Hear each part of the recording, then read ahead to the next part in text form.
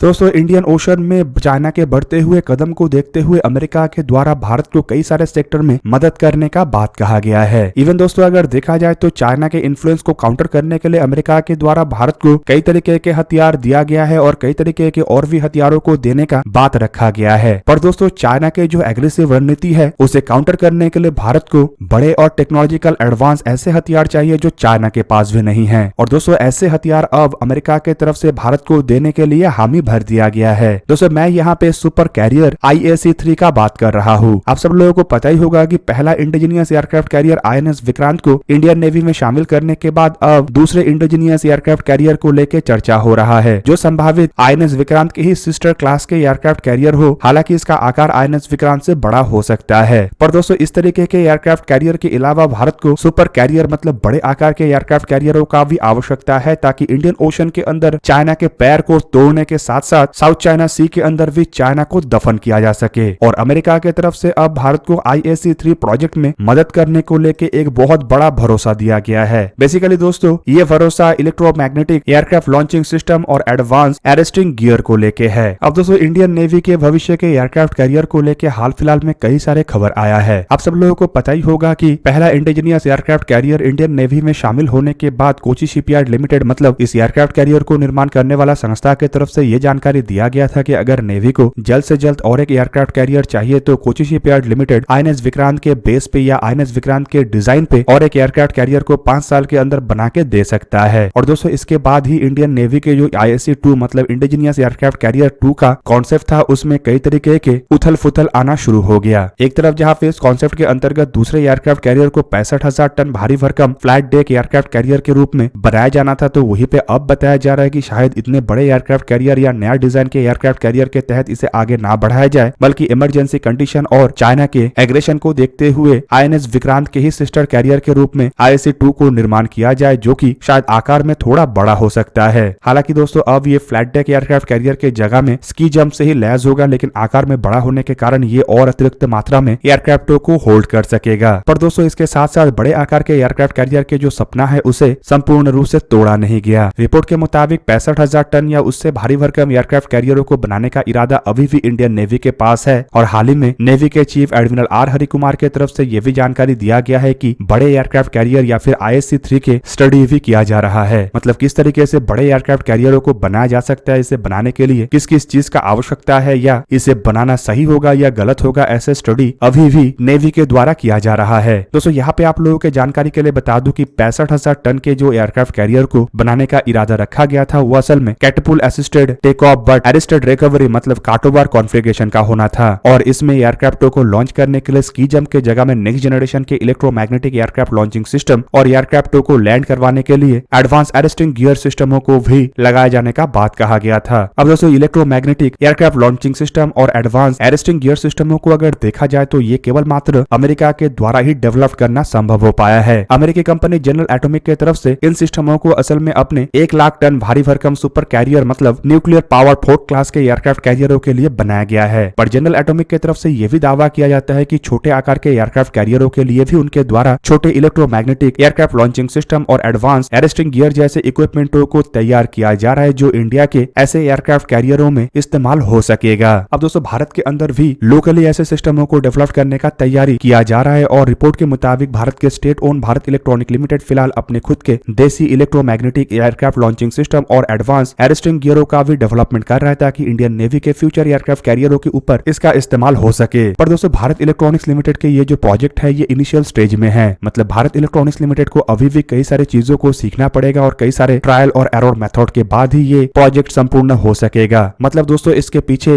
एक लंबे समय का इंतजार है। पर वही पे दोस्तों रिपोर्ट में ये भी बताया जा रहा है कि इंडियन नेवी फिलहाल इस तरीके के आवश्यकताओं को पूरा करने के लिए या फिर अपने थर्ड एयरक्राफ्ट कैरियर के प्रोजेक्ट में इलेक्ट्रोमैग्नेटिक एयरक्राफ्ट लॉन्चिंग सिस्टम और एडवांस अरेस्टिंग गियरों को इस्तेमाल करने के लिए अमेरिकी कंपनी जनरल एटॉमिक के साथ कोलैबोरेशन में आगे बढ़ना चाहता है ताकि ऐसे सिस्टमों को अमेरिकी कंपनी के मदद से भारतीय कंपनी के द्वारा लोकली डेवलप किया जा सके और डेवलपमेंट में कम से कम समय लगे। हालांकि दोस्तों इससे पहले भी अमेरिका के तरफ से भारत के दूसरे एयरक्राफ्ट कैरियर मतलब INS विशाल के प्रोजेक्ट में मदद करने का बात कहा गया था। इवन दोस्तों आपके जानकारी के लिए बता दूं कि भारत की तरफ से जब पहला बार फ्लैट डेक एयरक्राफ्ट कैरियर का जिक्र किया गया था तब उसमें भी अमेरिका के इलेक्ट्रोमैग्नेटिक एयरक्राफ्ट लॉन्चिंग सिस्टम और एडवांस अरेस्टिंग गियरों के इस्तेमाल का बात कहा गया था। और अमेरिका की तरफ से भी एक तरीके से आप कह सकते हैं कि भारत को ऐसे प्रोजेक्टों में मदद करने को लेकर कई बार ऑफर भी किया जा चुका है। अब दोस्तों इन सभी बातों से एक चीज तो ये साफ हो चुका है कि भारत नियर फ्यूचर में बड़े आकार के सुपर कैरियरों को भी बनाने का एक इरादा रखता है। फिलहाल अगर आवश्यकताओं को देखा जाए तो रिपोर्ट के मुताबिक इंडियन नेवी को कम से कम 3 एयरक्राफ्ट कैरियर एक ही समय में चाहिए, ताकि इनमें से 2 एयरक्राफ्ट कैरियर हमेशा दोनों तटों पे डिप्लॉय रह सके, जबकि एक एयरक्राफ्ट कैरियर उस दरमियान रिपीट या मेंटेनेंस में रह सके। अब दोस्तों यहाँ पे इसी कारण की वजह से ही दूसरे एयरक्राफ्ट कैरियर मतलब IAC-2 को INS विक्रांत के ही डिजाइन के बेस पे बनाया जा रहा है, ताकि नए डिजाइन और डेवलपमेंट के कारण लंबे समय ना लगे और जल्द से जल्द इस एयरक्राफ्ट कैरियर को इंडियन नेवी के बेड़े में शामिल किया जा सके। दोस्तों यहाँ पे आप लोगों को ये भी जान के रखना चाहिए कि IAC-2 जो एयरक्राफ्ट कैरियर इंडियन नेवी के लिए बनाया जाएगा, ये शायद आने वाले 5 से 8 साल के अंदर इंडियन नेवी में शामिल हो जाए और तब तक इंडियन नेवी के जो INS विक्रमादित्य एयरक्राफ्ट कैरियर है वो भी इंडियन नेवी में ही रहे। और दोस्तों इससे अगर अतिरिक्त समय लगता है तो 3 एयरक्राफ्ट कैरियरों के सपना पूरा नहीं होगा, क्योंकि उससे अधिक समय लगने पे INS विक्रमादित्य एयरक्राफ्ट कैरियर जो कि रशिया से परचेस किया गया था वो अपने समय काल को पूरा कर जाएगा और उसके बाद इसे रिटायर करना पड़ेगा। हालांकि एक बार 3 एयरक्राफ्ट कैरियर इंडियन नेवी के बेड़े में शामिल हो जाए तो उसके बाद IAC-3 मतलब बड़े आकार के सुपर कैरियर के प्रोजेक्ट के तहत शायद इंडिया आगे बढ़े। अब दोस्तों यहाँ पे